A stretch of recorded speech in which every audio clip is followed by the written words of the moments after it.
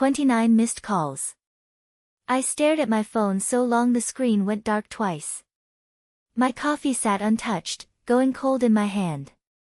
Because even before I listened to a single voicemail, I already knew. Some ghosts don't stay buried.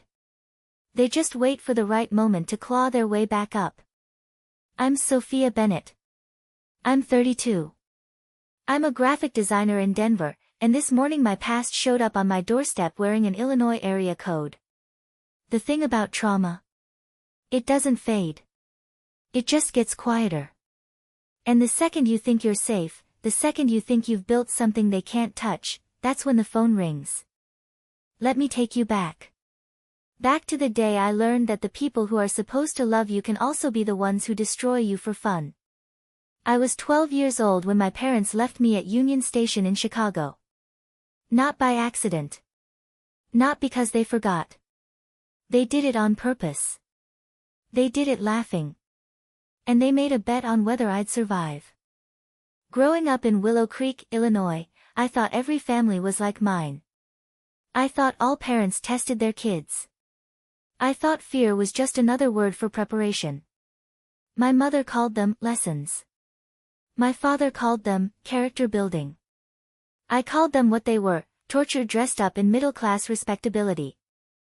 When I was 8, they left me at a mall for 3 hours because I asked for new sneakers.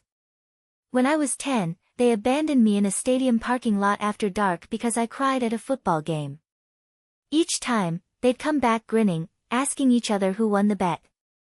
Who guessed right about how long I'd wait. Whether I'd cry. Whether I'd ask strangers for help. I learned fast. Don't cry. Don't ask. Don't move. Just wait and pray they get bored before something worse happens. But the train station? That was different. It started with a report card. A B+ in art. Not math, not science, art, the one thing I actually loved. My mother held that report card like it was a criminal confession. My father said maybe I was getting lazy. That night, I heard them in the kitchen, voices low and excited in that way that always made my stomach drop. The next morning, they were too cheerful. Pancakes. Orange juice. Smiles that didn't reach their eyes. We're taking a trip to Chicago, my mother said. Just the 3 of us. I should have known better. The drive felt wrong from the start. My father drummed on the steering wheel like he was heading to a party. My mother kept turning around, asking questions designed to trap me. Do you think you're smart, Jennifer? Do you think smart girls are ready for the real world? Every answer I gave seemed to amuse them. By the time we reached Union Station, that familiar dread had settled into my bones. The kind that says, something bad is coming, and you won't see it until it's too late. Inside, the station was massive. Crowds everywhere. Businessmen. Families. Tourists. All of them moving like they belonged. My mother pointed to a pillar near the entrance. Wait here. We're moving the car and getting lunch. 15 minutes. Maybe 20. I asked if I could come with them. My father laughed so loud people turned to stare. You're 12, not 2, he said. My mother leaned close. Don't embarrass me in public. So I stayed. 15 minutes passed. Then 30. Then 45. At first, I made excuses for them. Traffic. Long lines. They got turned around. But an hour in, my chest started to hurt. An hour and a half in, panic hit so hard my hands went numb. I had $9 in my pocket. No phone. No address written down. No idea how trains worked or how to get home. I'd never felt smaller in my entire life.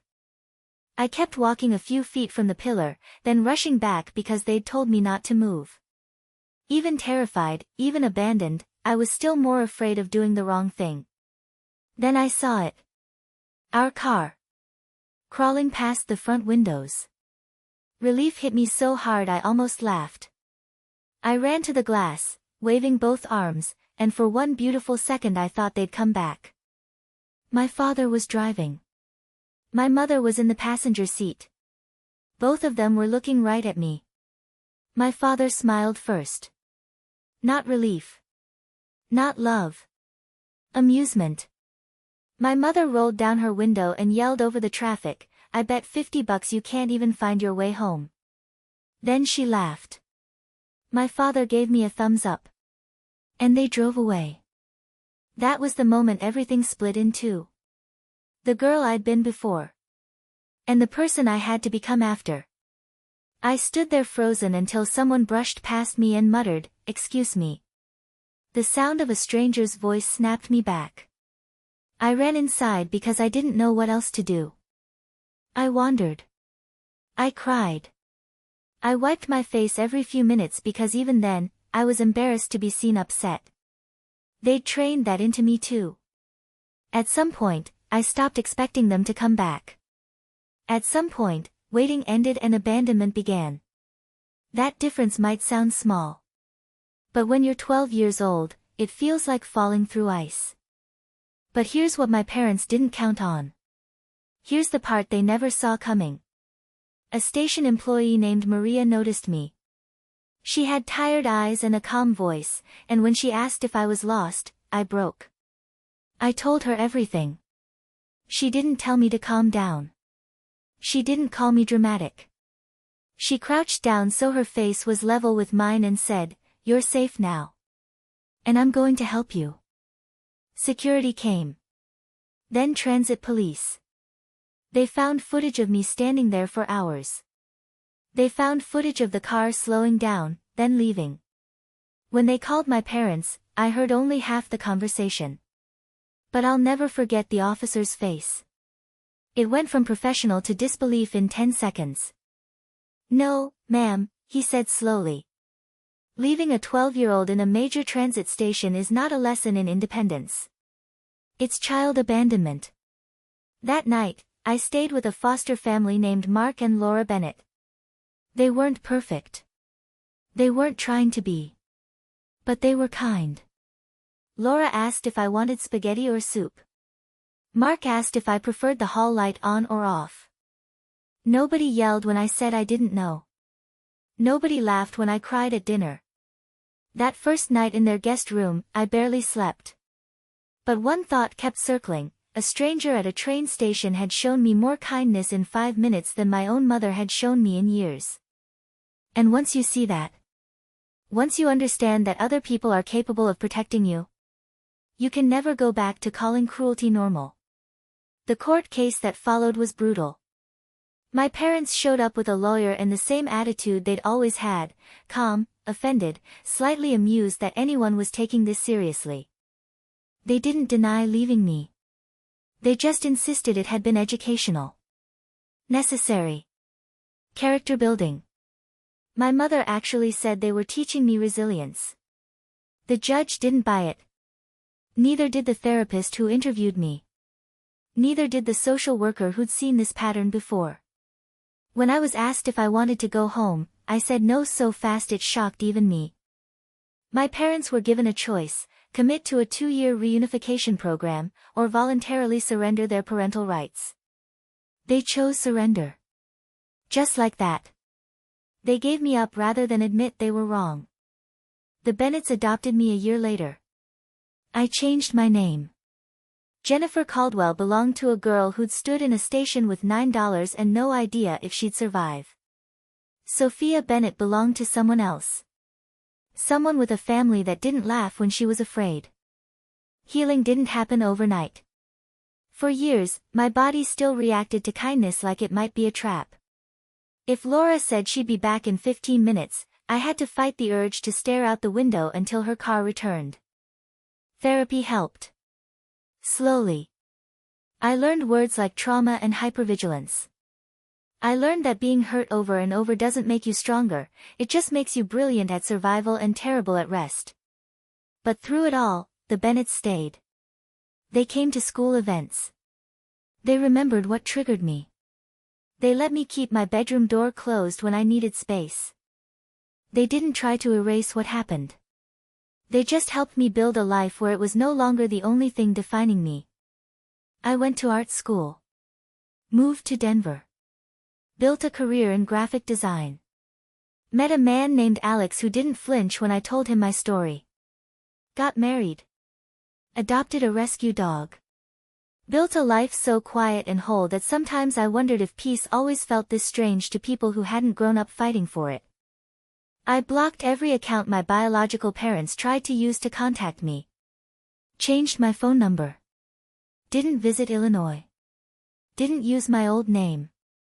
Most days, I could go weeks without thinking about them at all. Until this morning. 29 missed calls. The voicemail wasn't from my mother. It was from my younger sister, Hannah. I hadn't heard her voice since she was little. She sounded older now. Rougher. She said our mother had late-stage cancer. Our father had suffered a stroke. The stores were gone, closed, sold off at losses after the truth about what they'd done finally surfaced in town. Someone had posted about the train station incident online. Old neighbors started talking. The image they'd spent decades curating collapsed fast and ugly. They were living in a subsidized apartment now. No house. No stores. No standing. And they wanted me to come back. Not because they'd changed. Not because they were sorry. Because they were out of options and terrified of dying alone. Hannah said she was calling because she wanted me to hear it from someone who wasn't lying. She'd cut contact too, after becoming a mother herself and finally understanding what they'd done to me. She asked if I would come. I said I'd think about it. Alex told me I owed them nothing. Laura said whatever I chose had to be for my peace, not their comfort. Mark said quietly that some people only look for the bridge after they've burned the house down. I sat with that all night. By morning, I knew one thing clearly: I wasn't going back to save them. I was going back to end it in my own voice. 2 days later, I walked into a hospital room that smelled like disinfectant and fear. My father looked smaller than I'd imagined. My mother still had that carefully arranged face, even half sick. For a second, nobody spoke. Then my mother started crying. She said my name, my old one.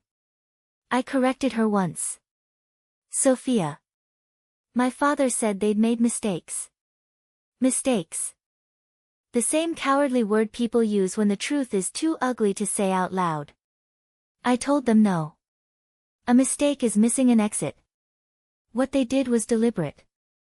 They left a 12-year-old girl in a train station, laughed while she panicked, and spent 20 years lying about it. My father started to speak, but I didn't come all that way to listen to another defense. I told them they'd turned my fear into a game. And the reason they were sitting there now, without a business, without respect, without either daughter, was because games end. People find out. Children grow up. My mother asked if I could forgive them.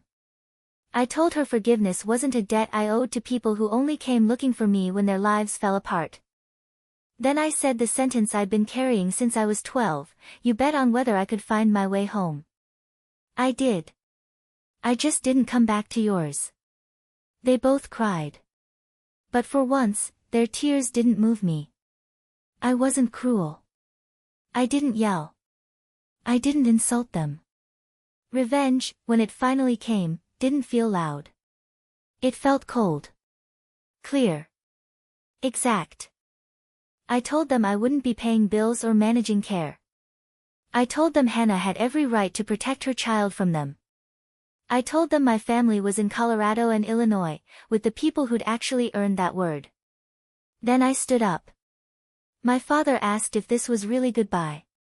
I looked at him and said, it's been goodbye for 20 years. You're just the last people to understand that. I walked out after 20 minutes and didn't look back. In the parking lot, the air felt thin and bright. My hands were shaking, not from regret, but from the strange release that comes when something haunting you finally has a shape you can leave behind. On the flight home, I thought about the little girl at Union Station. The one who believed being abandoned meant being unwanted forever. She'd been wrong. She was unwanted by two broken people who mistook cruelty for strength. But she was never unworthy of love. There's a difference. And learning it saved my life. If there's any lesson in what happened to me, it's this. Abuse doesn't become discipline just because a parent uses cleaner words for it. Humiliation doesn't build character. Fear doesn't make children stronger, it only makes them older before their time. And walking away from people who hurt you, even if they share your blood, isn't bitterness. Sometimes it's the healthiest thing you'll ever do. I didn't leave that hospital feeling guilty. I left feeling educated by my own survival. The family you're born into can shape your wounds. But it doesn't get to define your future. Real love doesn't laugh when you're scared. Real family doesn't test whether you can survive without them. Real healing begins the moment you stop calling cruelty a lesson and start calling it what it was. And once you do that, you can build a life so honest, so steady, and so full of peace that even the people who broke you can't take it back. Max is waiting for me at the door when I get home. Alex has dinner ready. Laura calls to check in. Tonight, I'll sleep in a house where every door has a lock I control. Where kindness isn't a test. Where love doesn't come with conditions. 29 missed calls tried to pull me back into the past. But the past doesn't get to win anymore. I do.